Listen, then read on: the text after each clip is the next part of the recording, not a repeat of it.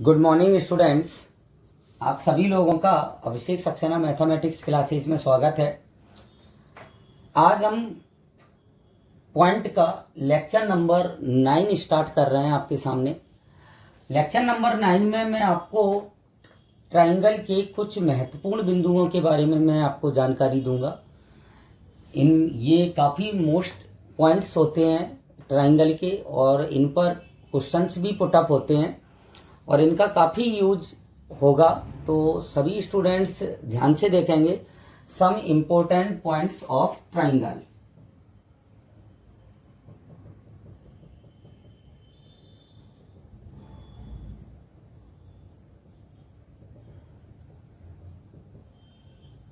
Points of triangle.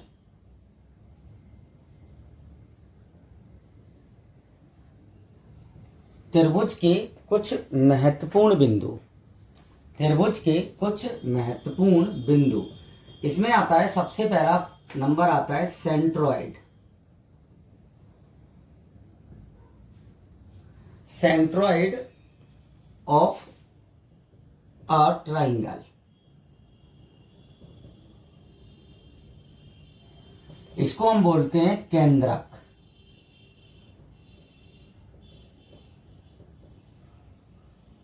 क्या बोलते हैं हिंदी में? सेंट्रॉइड को हम केंद्रक बोलते हैं।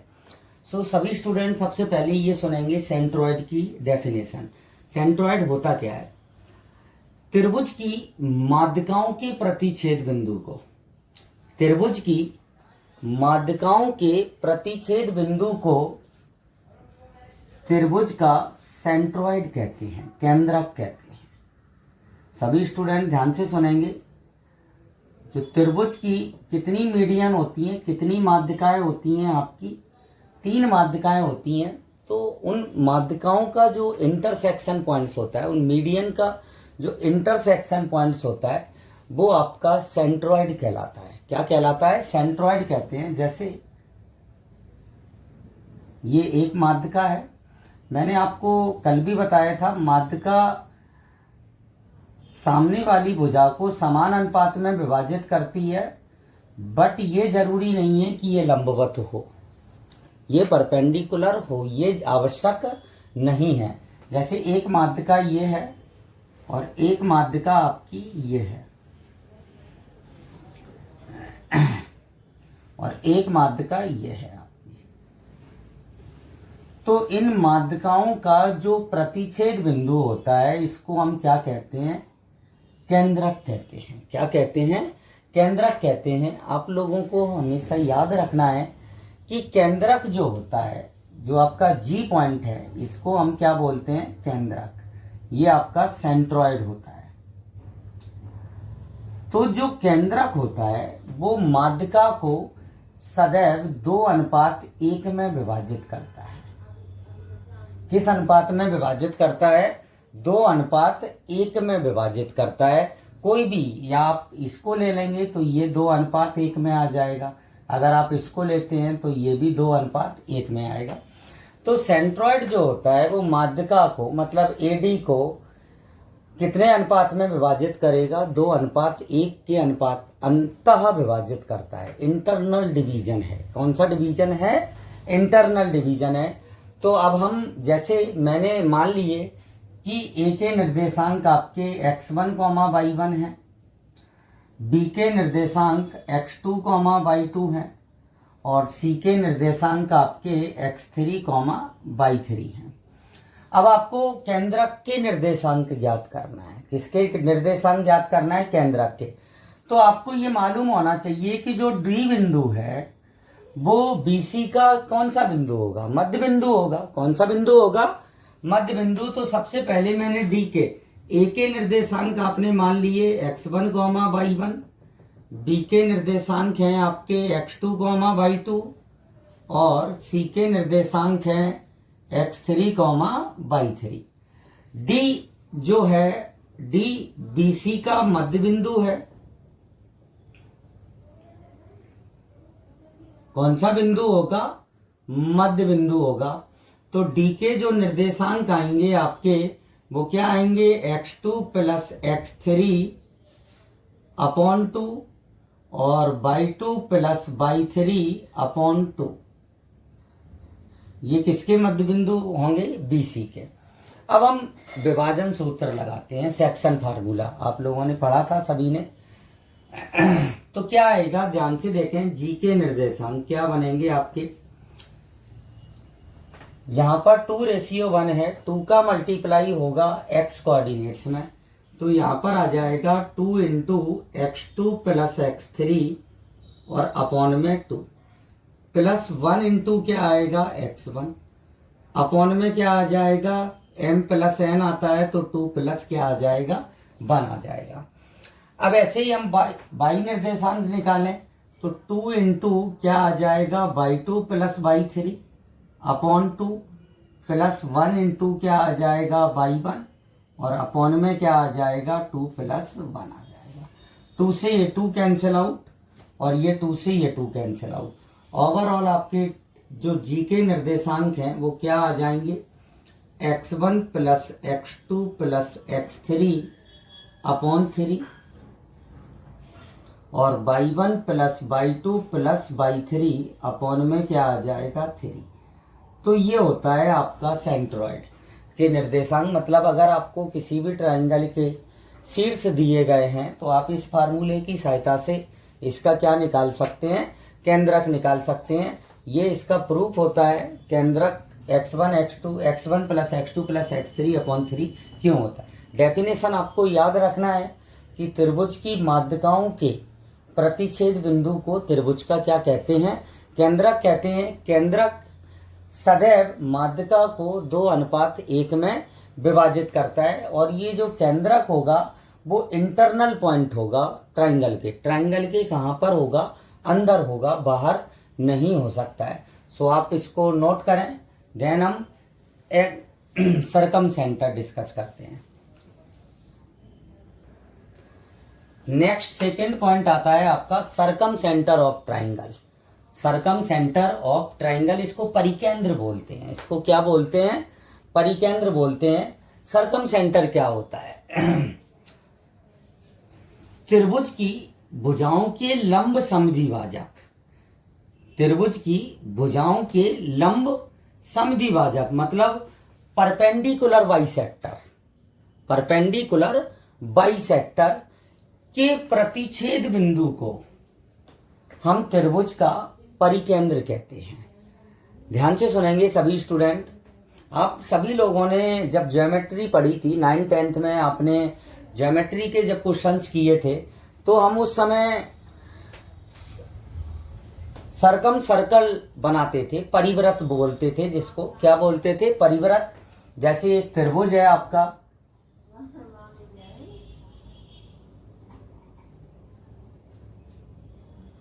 जैसे ये त्रिभुज है ए बी और ये सी है। तो आपके ड्रॉ करने आता था कि त्रिभुज का परिव्रत बनाइए, तो आप क्या करते थे कि आप एक साइड का लंब समद्विभाजक खींचते थे, फिर दूसरी साइड का लंब, जैसे इस साइड का मैंने लंब समद्विभाजक खींच दिया इस टाइप से, ये परपेंडिकुलर बाइसेक्टर है ये इसका, और एक परपेंडिकुलर बाइसेक्टर इसका खींच दिया, ये इसका परपेंडिकुलर बाइसेक्टर है AC का, और एक परपेंडिकुलर बाइसेक्टर इसका खींच दिया। तो हम ऐसे परपेंडिकुलर बाइसेक्टर खींचते थे लंब समद्विभाजक। फिर इनका जो प्रतिच्छेद बिंदु होता था, इनका जो क्या होता था, प्रतिच्छेद बिंदु होता था, वो फिर हम उसको OA से इससे मिलाते थे, इस पॉइंट से मिलाते थे और इससे, ये आपकी कहलाती थी त्रिज्याएं। क्या कहलाती थी, त्रिज्याएं। इनको रेडियस बोलते थे। और ये जो परिकेंद्र आता था, जो आपका ये पॉइंट, ये परिकेंद्र है आपका, इसको हम त्रिभुज का, इसको हम जो आपको सरकम सर्कल ड्रॉ होना करते थे उसका सेंटर होता था, ये केंद्र होता था।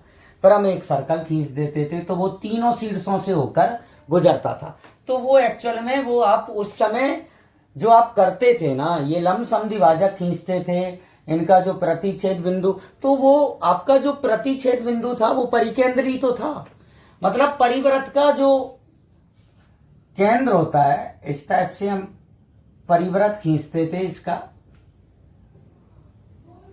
तो परिव्रत का जो केंद्र होता था आपका, वही तो आपका परिकेंद्र है, वही आपका क्या है, परिकेंद्र है। इनको हम रेडियस ले लेते थे, ये आपकी त्रिज्याएं होती थी, ओ ए ओ बी और ओ सी। ओ ए ओ बी और ओ सी क्या होती थी, आपकी त्रिज्याएं होती थी। तो ये चीज तो हम पहले भी पढ़ चुके हैं, बट अब तब हमने इतना ध्यान नहीं दिया उस पर। लेकिन अब मैं आपको वापस बता रहा हूं कि डेफिनेशन क्या होती है परिकेंद्र की, कि त्रिभुज की भुजाओं के लंब समद्विभाजक परपेंडिकुलर बाइसेक्टर का जो प्रतिच्छेद बिंदु होता है, इंटरसेक्शन पॉइंट्स होता है, उस पॉइंट्स को हम त्रिभुज का परिकेंद्र कहते हैं, सरकम सेंटर कहते हैं। क्या कहते हैं, सरकम सेंटर कहते हैं। किसको, लंब समद्विभाजकों के प्रति। अभी हमने सेंट्रॉइड पढ़ा था, उसमें माध्यिकाएं थी। माध्यिकाएं सामने वाली भुजाओं को समान अनुपात में विभाजित करती हैं, परंतु लंबवत नहीं होती हैं। बट लंब समद्विभाजक जो होता है वो समान अनुपात में भी विभाजित करता है सम्मुख भुजा को, और 90 डिग्री भी बनाता है। तो लंब समद्विभाजकों के प्रतिच्छेद बिंदु को हम क्या कहते हैं, त्रिभुज का परिकेंद्र कहते हैं। अब इसको निकालने के लिए, अब इसको हम फाइंड आउट कैसे करें भाई, कि ओ ए बी सी तो हमें त्रिभुज के शीर्ष दिए जाएंगे, हमें ओ फाइंड आउट करना है, परिकेंद्र निकालना है। तो इसके लिए सीधा सा आपको चित्र में भी दिख रहा है कि ओ ए बराबर क्या होता है, ओ बी होता है, बराबर क्या होता है, ओ सी, और बराबर ये क्या है, त्रिज्याएं हैं, रेडियस है, परिव्रत की क्या है, रेडियस है। तो हम डिस्टेंस फार्मूले का यूज करके, जैसे हमने इस ओ को हमने कंसीडर कर लिया एक्स कॉमा वाई, तो हम डिस्टेंस फार्मूले का, पहले हम ओ ए बराबर ओ बी रखेंगे, तो हमें एक्स और वाई के रूप में क्या मिल जाएगा, आपको एक इक्वेशन मिलेगी। फिर हम ओ बी और ओ सी को इक्वल रख देंगे, उस कंडीशन में हमें एक इक्वेशन दोबारा मिलेगी एक्स। फिर हम उन दोनों इक्वेशंस को सॉल्व करके एक्स और वाई की वैल्यू फाइंड आउट कर लेते हैं, तो वो आपका होता है परिकेंद्र होता है। तो परिकेंद्र निकालने का मेथड आपका ये है, ओ ए बराबर ओ बी बराबर ओ सी इक्वल टू आर, डिस्टेंस फार्मूले का यूज होगा। यहां पर मैं आपको एक और खास बात बताता हूं, नोट, कि जो समकोण त्रिभुज होता है, जैसे समकोण त्रिभुज होता है, जो राइट एंगल ट्राइंगल, आपका आपसे भाई किसी ने कहा कि इसका परिकेंद्र बताओ, तो समकोण त्रिभुज का जो परिकेंद्र होता है वो कर्ण का मध्य बिंदु होता है। कर्ण का ये बिंदु जो होगा वो आपका परिकेंद्र होगा, मतलब हाइपोटेनियस का जो मिड पॉइंट होगा वो आपका क्या कहलाएगा, परिकेंद्र कहलाता है। ये याद रखना है, समकोण त्रिभुज के लिए आपको कम मेहनत करनी है। आपको केवल, आप पहले क्या करेंगे, ए बी निकालेंगे, बी सी निकालेंगे, ए सी निकालेंगे, ठीक है। और अगर इनके सामने आपको दिख जाता है, आप ड्रॉ करते हैं और आपको दिखता है कि ये राइट एंगल है, तो आप डायरेक्ट सीधा कर्ण का मध्य बिंदु निकालेंगे और वो ही आपका क्या हो जाएगा, परिकेंद्र हो जाएगा। तो सभी स्टूडेंट्स को ये याद रखना है कि समकोण त्रिभुज का जो परिकेंद्र होता है वो आपका कर्ण का मध्य बिंदु होता है। सो आप इसको चित्र बना लें, इसको लिख लें। डेफिनेशन आप लोगों ने लिखी ली होगी मैंने, जैसे कि त्रिभुज की भुजाओं के लंब समद्विभाजकों के प्रतिच्छेद बिंदु को त्रिभुज का परिकेंद्र कहते हैं। अगर हम परिकेंद्र को केंद्र और ओ ए ओ बी ओ सी रेडियस लेकर एक वृत्त बनाएंगे, तो वो जो सर्कल है वो आपका परिवृत्त कहलाएगा। क्या कहलाएगा, परिवृत्त कहलाएगा। सरकम सर्कल जो ए बी सी से होकर गुजरता है। कहां से होकर गुजरेगा, ए बी और सी से होकर गुजरेगा। सो आप इसको नोट करें।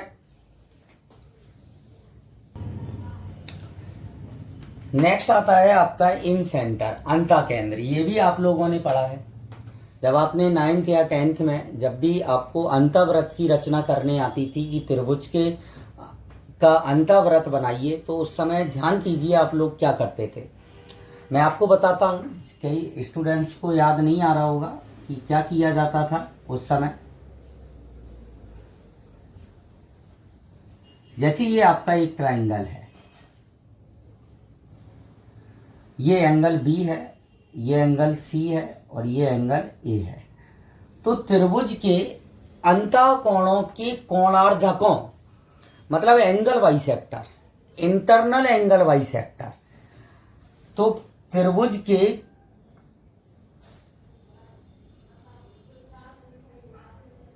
के अंतःकोणों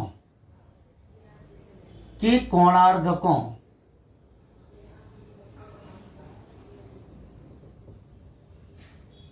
अंतःकोणों के कोणार्धकों का प्रतिच्छेद बिंदु त्रिभुज का अंतःकेंद्र कहलाता है। क्या कहलाता है? अंतःकेंद्र कहलाता है। ये पॉइंट, ये आपका जो पॉइंट होगा, ये आपने कोणार्धक खींचे हैं, एंगल बाइसेक्टर बोलते हैं जिनको हम क्या बोलते हैं इंग्लिश में, एंगल बाइसेक्टर। तो कोणार्धकों का जो प्रतिच्छेद बिंदु होता है आपका, वो आपका क्या कहलाता है? अंतःकेंद्र कहलाता है। फिर हम रचना कैसे करते थे? फिर यहाँ आई से एक किसी भी एक साइड पर परपेंडिकुलर डालते थे। ये परपेंडिकुलर मैंने यहाँ पर ये डाला आई, इस पॉइंट को मान लिया डी, तो इसको हम रेडियस कंसीडर करते थे। फिर हम एक सर्कल बनाते थे।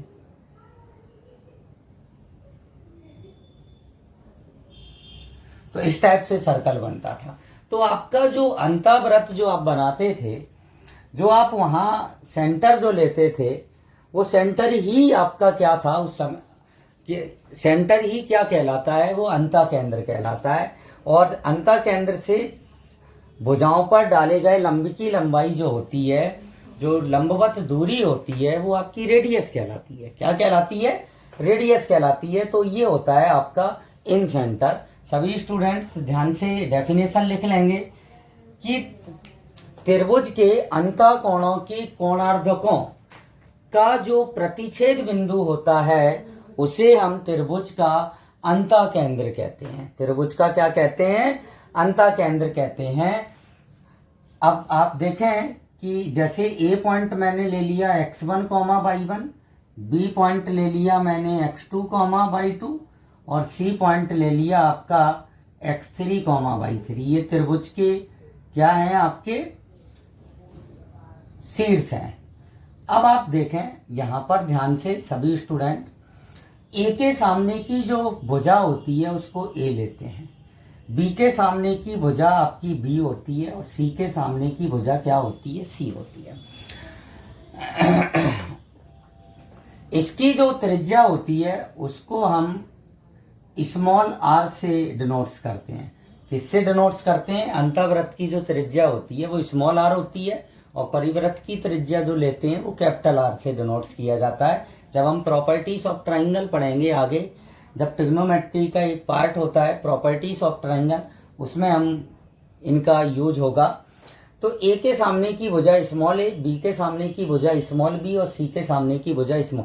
अब ए वाई हम कैसे निकालेंगे? ए क्या होगा? बी सी, बी और सी के बीच की डिस्टेंस फार्मूला, दूरी सूत्र लगाकर हम ए निकालेंगे, बी सी। ए सी हम निकालेंगे, बी आएगा, और ए बी क्या आएगा? आपका सी कहलाएगा। अब इन सेंटर का आपका फार्मूला क्या होता है अंतःकेंद्र निकालने का? कि ax1 plus bx2 plus cx3 और अपॉन में आता है a plus b plus c। ऐसी a/1 b/2 और c/3 upon a plus B plus C. ये आपका फार्मूला होता है इन सेंटर निकालने का, अंतःकेंद्र निकालने का। आपको ये फार्मूला यूज करना है। पहले आपको जैसे त्रिभुज के शीर्ष दिए गए हैं, तो पहले हम ए निकालेंगे, बी निकालेंगे और सी निकालेंगे। देन हम इसमें वैल्यू रख देंगे सभी की और सॉल्व कर देंगे, तो वो आपका क्या आ जाएगा? अंतःकेंद्र आएगा। क्या आएगा? आपका अंतःकेंद्र आएगा। तो आप लोगों को समझ में आ गया होगा इन सेंटर क्या होता है। अब आप इसको नोट कर लें।